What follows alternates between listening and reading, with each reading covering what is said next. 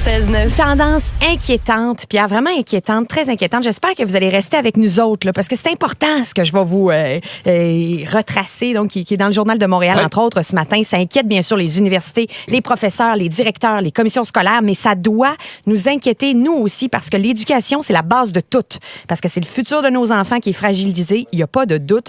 Le nombre de futurs enseignants dans les universités du Québec est à son plus bas depuis 5 ans. C'est une tendance dramatique qui fait craindre le pire pour l'avenir des écoles, qui sont déjà, on le sait, on en a parlé ici, en pénurie de personnel. OK?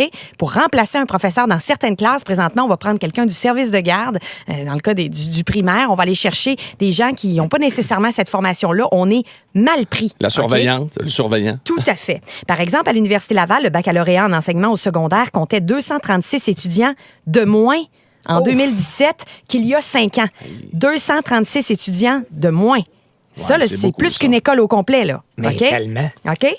Pourquoi vous pensez? Bien là, on répète les mêmes affaires. Beaucoup considèrent que le métier de prof est de moins en moins attirant. Entre autres parce que la charge de travail qui déborde à la maison est trop grande. OK? Puis je le sais, là, vous allez nous écrire sur la messagerie texte. Ils sont pas à plaindre. Moi aussi, ma charge de travail est grande. Moi aussi. Mais c'est une réalité dont on parle depuis longtemps, les enseignants, et dont je trouve, on se met beaucoup des œillères, où on se bouche les oreilles, on se met la tête dans le sable par rapport à ça. Puis ça m'énerve. Les classes sont pleines à craquer. Des élèves en difficulté qui manquent de soutien, il y en a de plus en plus. Il y a un manque de ressources et c'est une réalité qui frappe les enseignants de carrière, bien sûr, mais surtout les enseignants en devenir dès leur stage ou les jeunes enseignants qui arrivent, parce que c'est à eux, c'est fait de même le système, c'est à eux qu'on octroie les tâches les plus difficiles. Quand tu es un enseignant de carrière, ben, tu as le premier choix, comme on dit, puis quand tu es nouveau, ben, tu as le dernier choix. Puis, le dernier choix, là, ça veut dire quoi, savoir le dernier choix? Tu as les classes difficiles, Pierre, tu as à faire de la planification pour, mettons, 10 classes différentes, 8 classes différentes, alors que l'enseignant de carrière, il va avoir une planification parce qu'il va être dans... Comprends-tu? Oui, mais ça te donne-tu plus d'heures de travail à faire dans ta semaine? Oui, parce que, tu sais, mettons, tu fais le cours, tel cours, ben, tu le planifies, mais si la même journée, il faut que tu donnes un autre cours, ben, il faut que tu planifies encore. OK, puis si je veux bien comprendre comme il faut, là, t'es pas plus payé, là, hein? Non. De ce que je vois, là, de ce que je comprends. Vraiment pas, et on est payé avec l'ancienneté. Ça veut dire que plus tu cumules des années de service, plus tu es payé. Donc, c'est pas le cas des nouveaux enseignants, là. Et le plus choquant, c'est que ça fait 10 ans qu'on parle de l'importance de valoriser la profession enseignante. C'est pas un discours nouveau, tabarouette.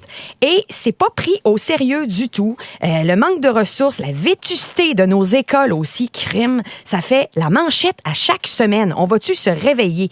Les directions d'école sont déjà en situation d'urgence. Il manque de profs et de suppléants. Déjà, concrètement, les listes sont vides. C'est comme ça qu'ils expriment ça. Nos listes sont vides pour les remplacements. Et là, je vous le dis, là, j'étais avec des gens de ressources humaines hier, d'une commission scolaire, et ils disaient à la CSDM, on a annulé toutes les journées de formation des profs.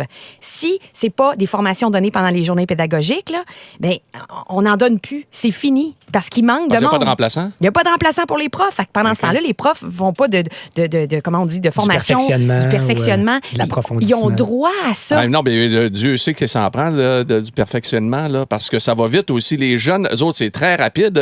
Ils gobent tout maintenant. Là. Ben oui. Fait qu'il faut que le prof y aille aussi vite que ses élèves. L'éducation, c'est une science. Une science, ça évolue, tabarouette. Puis si on veut qu'ils soient en tête de peloton, nos futurs élèves, nos futurs profs. Oui. La semaine dernière, on le sait, on a annoncé que les futurs professeurs vont se partager une enveloppe de 15 millions de dollars. Ça a été annoncé dans le budget, donc, pour le stage de 4e année. Ça va peut-être alléger leur réalité d'étudiants, de travailleurs et de stagiaires. Parce que c'est vrai qu'il y avait certains étudiants qui s'endettaient avec le stage et ceux qui avaient des enfants avaient juste pas les moyens d'aller en stage. Donc ça peut aider. Mais on s'entend que ça prend des mesures aussi pour soutenir vraiment les nouveaux enseignants. Ils sont 20%. Un enseignant sur 5 a quitté la profession dans les 5 premières années de pratique.